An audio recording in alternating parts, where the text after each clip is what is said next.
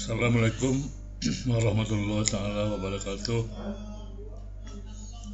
Salam sejahtera buat kita semua, bapak-bapak, ibu-ibu, teman-teman, saudara-saudara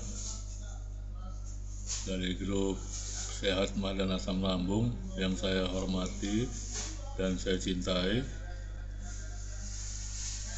Pada kesempatan kali ini saya ingin memberikan suatu wawasan atau pengetahuan tentang sensasi sakit asam lambung Mengapa sensasi sakit asam lambung ini disebut dengan penyakit dengan 1001 sensasi Apa penyebabnya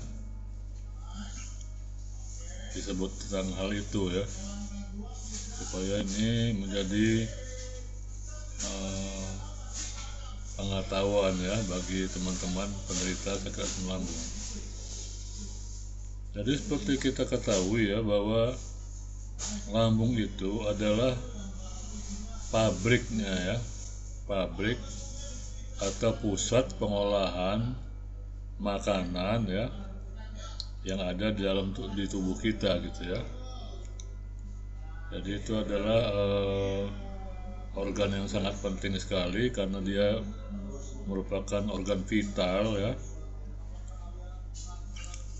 di mana pabrik itu atau lambung itu mengolah makanan sehingga menjadi suatu nutrisi atau gizi. Gizinya sendiri itu berupa berupa sangat kecil sekali, berupa atom yang berserta dengan aliran darah itu nanti akan dibawa ke seluruh tubuh yang menjadi masukan asupan makanan bagi seluruh organ tubuh organ tubuh kita. Jadi itu adalah untuk membuat power atau energi sehingga fungsi seluruh bagian tubuh itu bisa berjalan secara normal Nah itu yang fungsi daripada lambung itu sendiri Sekarang kalau misalnya lambung dalam keadaan sakit atau terluka terluka karena efek daripada asam lambung yang kadarnya naik dan volumenya juga ikut naik misalnya maka itu bisa terjadi bahwa tubuh kita akan kekurangan nutrisi kekurangan nutrisi atau kekurangan gizi.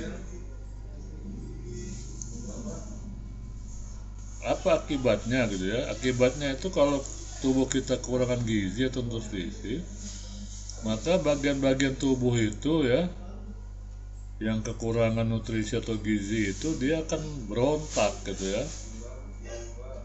Ini saya sebutkan secara harafiahnya atau secara kasarnya jadi bukan secara detail dengan teorinya kedokteran, bukan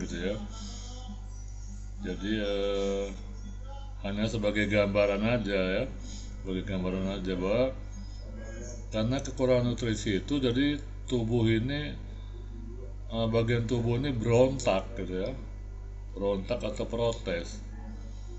Nah, berontak atau protes itulah yang membuat munculnya sensasi yang kita rasakan Jadi begitu Nah, karena sebagian anggota tubuh itu tidak kebagian makanan maka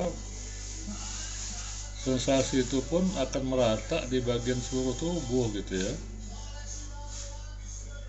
Yang tercatat sekarang ini adalah 52 macam sensasi belum yang tidak tercatat Itu sebagai akibat daripada lambung yang tidak bisa bekerja secara sempurna. Jadi kenapa timbulnya demikian ya? Karena antara lambung ya dengan otak itu berjalan paralel gitu ya. Artinya apa yang dipikirkan di otak itu akan membuat mengsugesti ya. Sugesti lambung mengeluarkan sensasi. Seperti misalnya kalau kita lapar ya, begitu kita lapar maka perut ini akan melilit gitu ya. Perut atau lambung ya, melilit atau ini ya, mules gitu ya, mules. Nah, itu tanda bahwa kita sedang lapar gitu ya.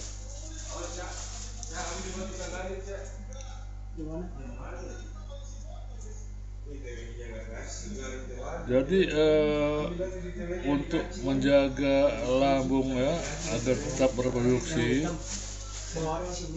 walaupun hanya bisa bekerja 60% misalnya ya,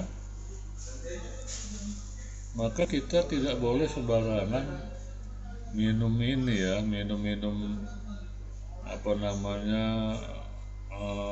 herbal yang sembarangan gitu ya.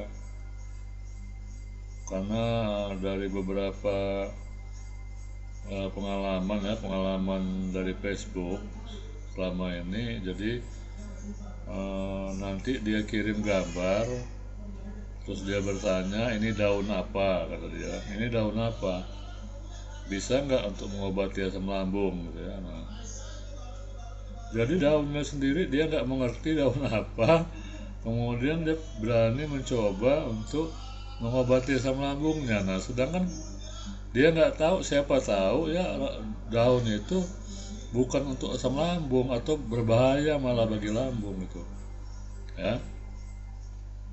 Jadi jangan praktek yang seperti itu ya, coba-coba berobat seperti itu. Karena melihat daun ini ada di pekarangan rumah saya, apakah ini bisa untuk mengobati lambung? Nah itu yang nggak boleh gitu ya. Karena yang tahu persis ya kadarnya atau ini itu seorang ahli herbalis gitu ya. Nah itu yang harus kita jaga. Jadi jangan kita coba-coba mengkonsumsi obat-obatan herbal yang kita tidak tahu persis ya manfaat yang sebenarnya, dan kalaupun ada manfaat bagi lambung ya, bagi pengobatan asam lambung, kita harus tahu persis cara pemakaiannya ya atau penggunaannya gitu ya. Jadi harus tahu kadarnya gitu ya, kadarnya harus berapa banyak yang diminum gitu ya. Kenapa? Karena ini sangat berbahaya sekali gitu ya. Jadi dikhawatirkan ya kalau dia nggak cocok ya atau bukan obat asam lambung, maka dia malah akan memperparah lambungnya gitu ya, sehingga akhirnya lambung itu menjadi bertambah ya, sensasinya pun jadi bertambah gitu ya. Demikian ya, itu yang perlu dipikirkan ya, jangan sampai lambung ini menjadi kelinci percobaan gitu ya, kelinci percobaan untuk pengobatan gitu ya. Jadi yang pasti-pasti aja gitu maksudnya ya. Jangan jadi kelinci percobaan, obat ini masuk, obat itu masuk, obat ini masuk, obat itu masuk, akhirnya bukannya sembuh malah semakin parah gitu ya. Nah itu yang harus dijaga. Jadi yang perlu kita perhatikan di sini adalah bagaimana caranya kita bisa ya menguatkan daya imun tubuh kita gitu ya. Jadi ada dua sisi gitu ya. Dari sisi fisik ya, kita mungkin harus banyak minum multivitamin ya. Multivitamin itu artinya ada protein, vitamin, dan mineral gitu ya. Itu dari sisi fisik. Kemudian dari sisi mental mungkin kita harus banyak silaturahmi ya, banyak bergaul, cari kesibukan, hobi ya, kemudian jalan-jalan. Jadi dari segi fisik maupun psikis ya, atau kejiwaan kita terjaga gitu ya, terjaga sehingga akhirnya itu menguatkan daya imun tubuh kita. Nah, kalau daya imun tubuh kita sudah kuat, maka penyakit itu akan mudah diatasi. Begitu ya. Jadi yang perlu dipikirkan kuncinya adalah meningkatkan daya imun tubuh kita dengan minum multivitamin ya, protein, vitamin dan mineral, dan serta meningkatkan mental kita gitu ya, atau kejiwaan kita dengan cara banyak silaturahmi ya, menjalankan hobi dan jalan-jalan atau dharma wisata. Saya rasa itu saja yang perlu saya sampaikan pada kesempatan kali ini. Mudah-mudahan ini bisa membawa suatu manfaat ya, serta menambah pengetahuan bagi kita semua. Salam sehat dan tetap semangat. Wassalamualaikum warahmatullahi taala wabarakatuh.